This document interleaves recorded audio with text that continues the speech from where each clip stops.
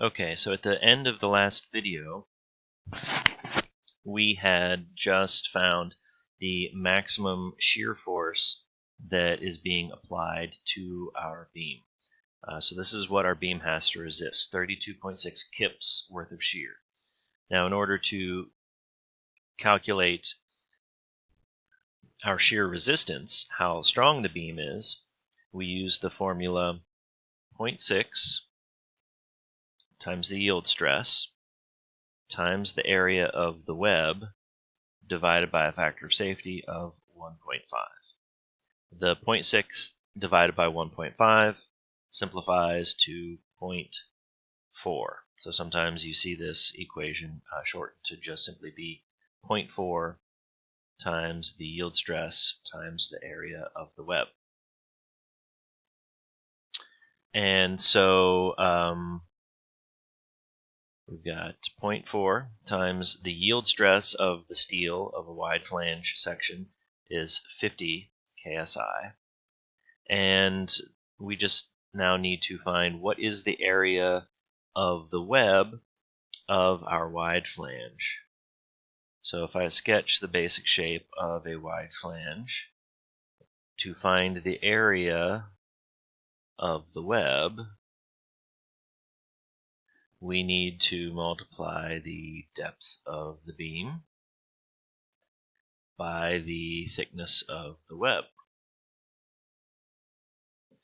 Okay, so we need to look that up for our selected beam. Let me remind myself what beam that was.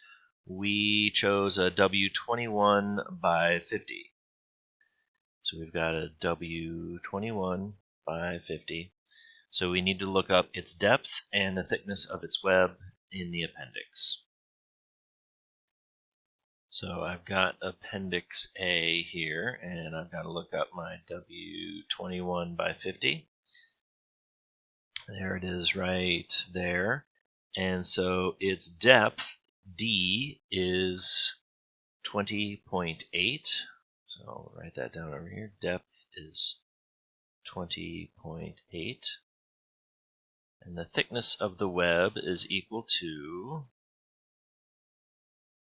TW there is 0.380.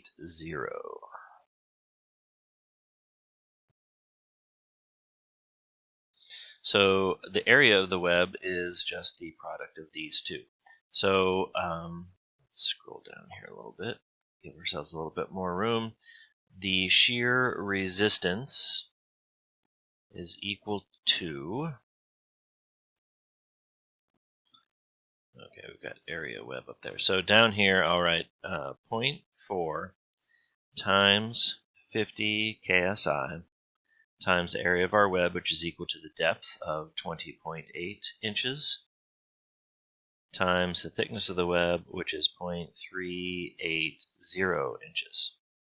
So we just multiply that out, and we get 158 kips. So what we're saying here is this is what our beam is capable of resisting, 158 kips. How much shear is it actually experiencing? Only 32.6. So our resistance or strength is much greater than the measly 32.6 kips, which is being applied to it.